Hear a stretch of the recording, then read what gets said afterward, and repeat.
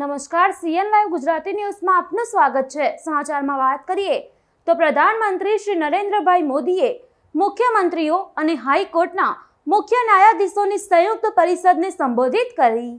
Honorable Chief Justice of India, Sri N.V. Ramana ji, Justice Sri U.U. Lilith जी, देश के कानून मंत्री श्री किरण रिजिजू जी, राज्य मंत्री प्रोफेसर एस.पी. सिंह बघेल जी, राज्यों के सभी आदरणीय मुख्यमंत्रीगण, lieutenant governors of UTs, honourable जजेस of the supreme court of India, chief justice of high courts, distinguished guests, उपस्थित अन्य सभी महानुभाव, देवी और सज्जनों, राज्य के मुख्यमंत्रियों और हाईकोर्ट के मुख्य न्यायाधीशों की ये ज्वाइंट कॉन्फ्रेंस हमारी संवैधानिक खूबसूरती का सजीव चित्रण है। मुझे खुशी है कि इस अवसर पर मुझे भी आप सबके बीच कुछ पल बिताने का अवसर मिला है। हमारे देश में जहां एक और जुडिशरी की भूमिका संविधान संरक्षक की है, वहीं लेजिस्लेचर नागरिकों की आकांक्षाओं का प्रतिनिधित्व करता है।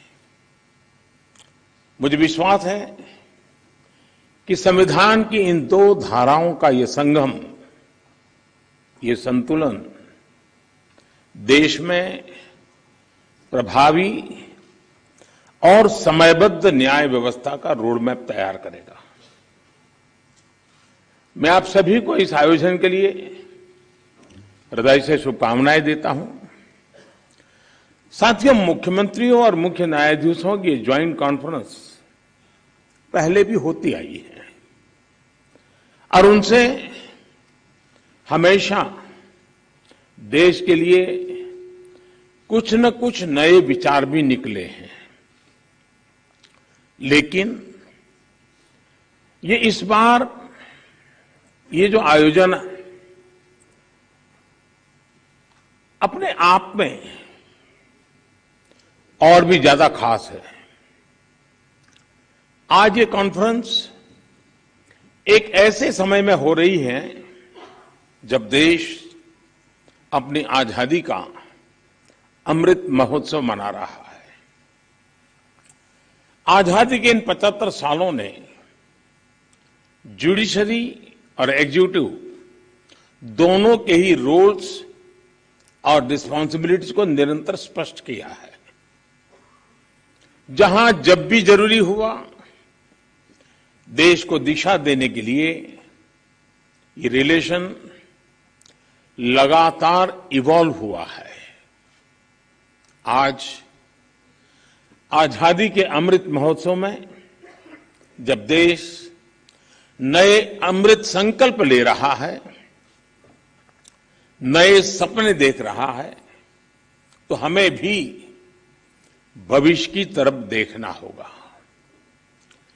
2047 में जब देश अपनी आजादी के 100 साल पूरे करेगा, तब हम देश में कैसी न्याय व्यवस्था देखना चाहेंगे। हम किस तरह अपने जुडिशियल सिस्टम को इतना समर्थ बनाएं कि वो 2047 के भारत की आकांक्षाओं को पूरा कर सके, उन पर खरा उतर सके। ये प्रश्न आज हमारी प्राथमिकता होना चाहिए। अमृत काल में हमारा विजन एक ऐसी न्याय व्यवस्था का होना चाहिए जिसमें न्याय सुलभ हो, न्याय त्वरित हो और न्याय सबके लिए हो। साथियों, देश में न्याय की देरी को कम करने के लिए सरकार अपने स्तर से हर संभव प्रयास कर रही है। हम जुडिशियल स्ट्रेंथ को बढ़ाने के लिए प्रयास कर रहे हैं।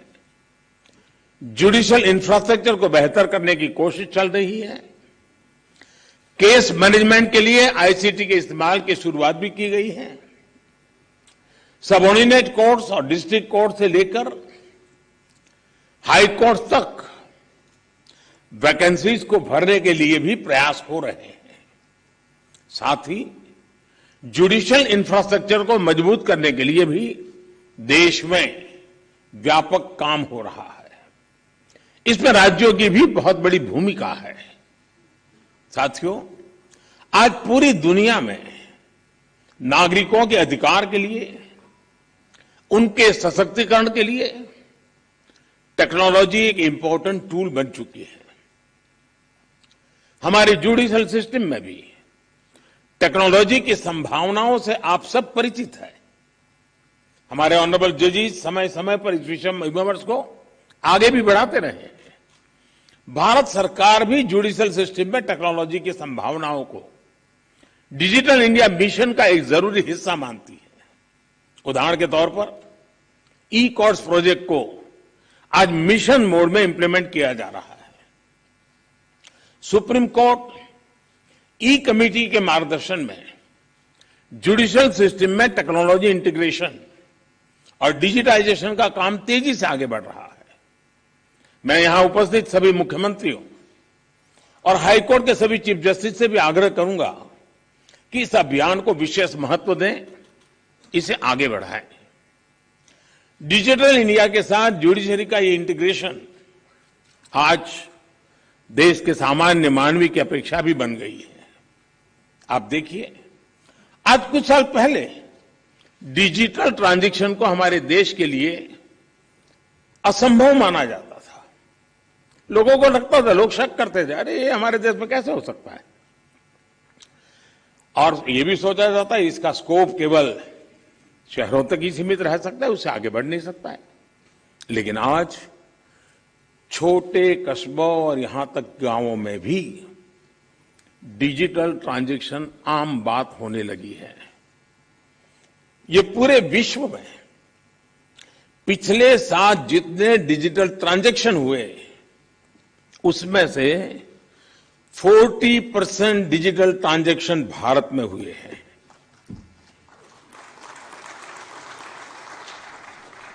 सरकार से जुड़ी वो सेवाएं जिनके लिए पहले नागरिकों को महीनों ऑफिस के चक्कर काटने पड़ते थे, वो अब मोबाइल पर अवेलेबल हो रही है। ऐसे में स्वाभाविक है जिस नागरिक को सेवाएं और सुविधाएं ऑनलाइन उपलब्ध हो रही हैं, वो न्याय के अधिकार को लेकर भी वैसे ही अपेक्षाएं करेगा।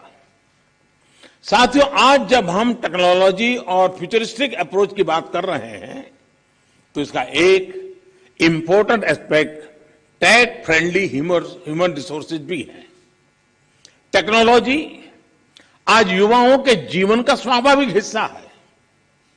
यह हमें सुनिश्चित करना है कि युवाओं की एक्सपर्टाइज, उनकी प्रोफेशनल स्ट्रेंथ कैसे बने। आजकल कई देशों में लॉ यूनिवर्सिटीज में blockchains, electronic discovery, cyber security, robotics, artificial intelligence और बायो एथिक्स जैसे विषय पढ़ाए जा रहे हैं। हमारे देश में भी legal education in international standard के मुताबिक हो, यह हम सबकी जिम्मेदारी है। इसके लिए हमें मिलकर प्रयास करने होंगे।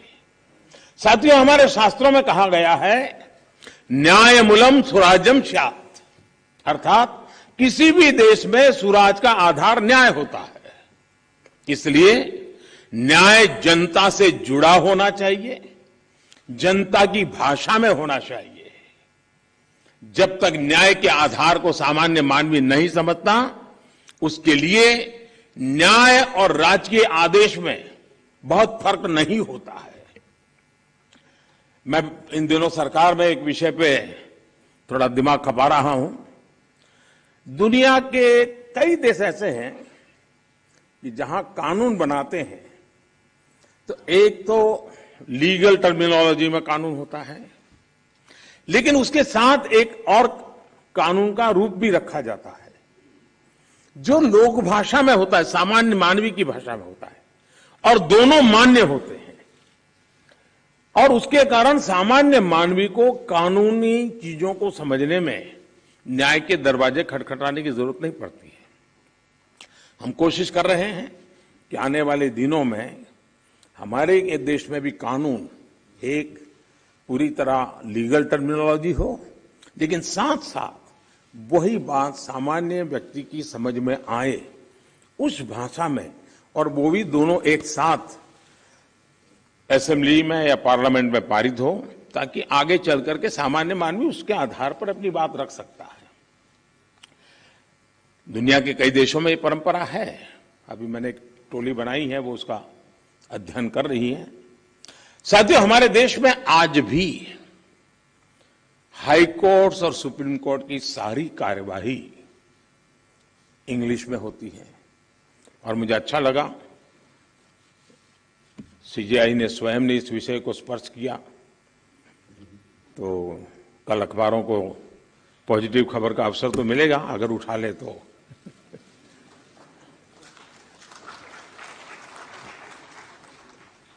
लेकिन उसके लिए बहुत इंतजार करना पड़ेगा। साथियों, एक बड़ी आबादी को न्यायिक प्रक्रिया से लेकर फैसलों तक को समझना मुश्किल होता है। हमें इस व्यवस्था को सरल और आम जनता के लिए ग्राह्य बनाने की जरूरत है। हमें कोर्ट्स में स्थानीय भाषाओं को प्रोत्साहन देने की जरूरत है। इससे देश के सामान्य नागरिकों का न्याय प्रणाली में भरोसा बढ़ेगा, वो उससे जुड़ा हुआ महसूस करेगा। अब इन समय हम एक कोशिश कर रहे हैं कि टेक्निकल एजुकेशन और मेडिकल एजुकेशन मातृभाषा में क्यों नहीं होना चाहिए। हमारे बच्चे जो बाहर जाते हैं दुनिया की वो भाषा कोशिश करते हैं पढ़ करके फिर मेडिकल कॉलेज की, तो हम हमारे देश में कर सकते हैं। और मुझे खुशी है कई राज्यों ने मातृभाषा में टेक्निकल एजुकेशन, मेडिकल एजुकेशन के लिए कुछ इनिशिएटिव लिए हैं। तो आगे चल करके उसके कारण गांव का गरीब का बच्चा भी जो भाषा के कारण रुकावटें महसूस करता है, उसके लिए सारे रास्ते खुल जाएंगे। और ये भी तो एक बड़ा न्याय है, ये भी एक सामाजिक न्याय है। सामाजिक न्याय के लिए न्यायपालिका के तराजू तक जाने की जरूरत नहीं होती है। सामाजिक न्याय के लिए कभी भाषा भी बहुत बड़ा कारण बन सकती है। साथियों, एक गंभीर विषय सामान्य आदमी के लिए कानून की पेचीदगियां भी है। 2015 में हमने करीब 1800 ऐसे कानूनों को चिन्हित किया था जो अप्रासंगिक हो चुके थे। इनमें से जो केंद्र के कानून थे, ऐसे 1450 कानूनों को, 1450 कानूनों को हमने खत्म किया। लेकिन राज्यों की तरफ से केवल 75 कानून ही खत्म किए गए हैं।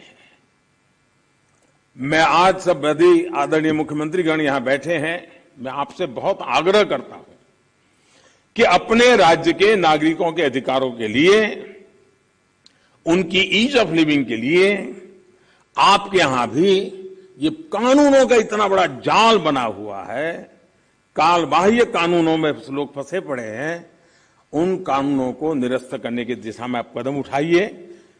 लोग बहुत आशीर्वाद देंगे जी।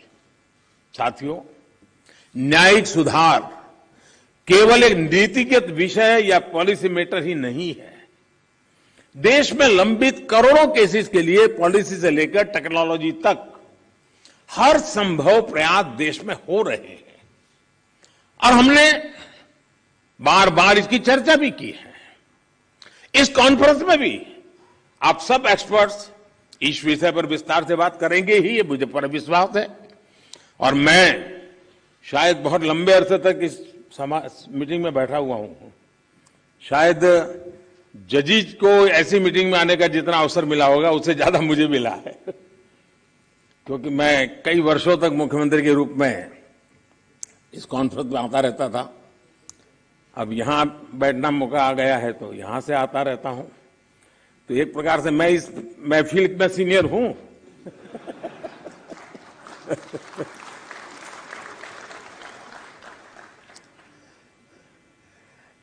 साथियों, इस विषय में जब मैं बात कर रहा था तो मैं मानता हूं कि इन सारे कामों में मानवीय संवेदनाएं जुड़ी हुई है।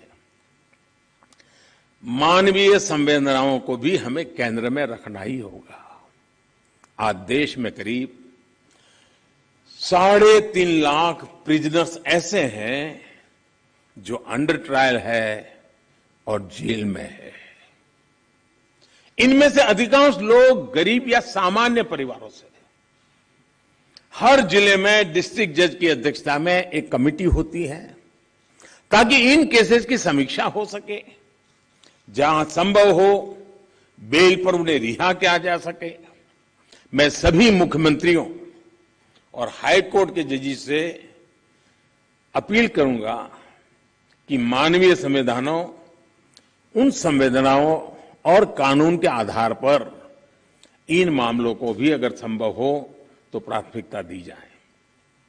इसी तरह न्यायालयों में और खासकर स्थानीय स्तर पर लंबित मामलों के समाधान के लिए मध्यस्थता, मीडिएशन भी एक महत्वपूर्ण जरिया है। हमारे समाज में तो मध्यस्थता के जरिए विवादों के समाधान की हजारों साल पुरानी परंपरा है। आपसी सहमति और परस्पर भागीदारी ये न्याय की अपनी एक अलग मानवीय अवधारणा है। अगर हम देखें तो हमारे समाज का वो स्वभाव कहीं न कहीं अभी भी बना हुआ है। हमने हमारी उन परंपराओं को खोया नहीं है। हमें इस लोकतांत्रिक व्यवस्था को मजबूत बनाने की जरूरत है। और जैसे चीफ साहब ने ललित जी की तारीफ की, मैं भी करना चाहूंगा। उन्होंने पूरे देश में भ्रमण किया, हर राज्य में गए इस काम के लिए, और सबसे बड़ी बात है कोरोना काल में गए। साथियों, मामलों का कम समय में समाधान भी होता है, न्यायालयों का बोझ भी कम होता है और सोशल फैब्रिक भी सुरक्षित रहता है। हमने इसी सोच के साथ संसद में मीडिएशन बिल को भी एक अम्ब्रेला लेजिस्लेशन के रूप में भी पेश किया है।